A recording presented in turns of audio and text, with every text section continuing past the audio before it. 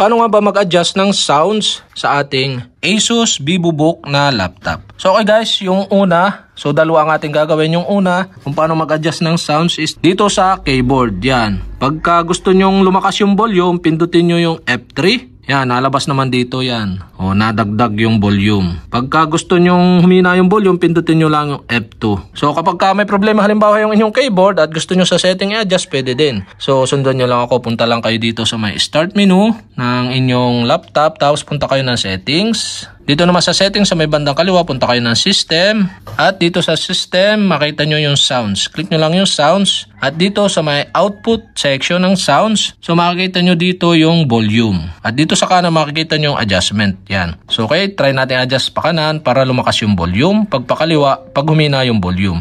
So try natin i-set ng 30 yung volume. So okay guys, ganun lang kadali mag-adjust ng volume sa ating Asus VivoBook na laptop. So okay guys, sana nakatulong itong video na to. At kapag hindi ko pa kayo subscriber, mag-subscribe lang kayo sa aking YouTube channel. I-click nyo lang ang subscribe button at ang bell para updated kayo sa mga video tutorial like this. Okay, salamat sa panonood.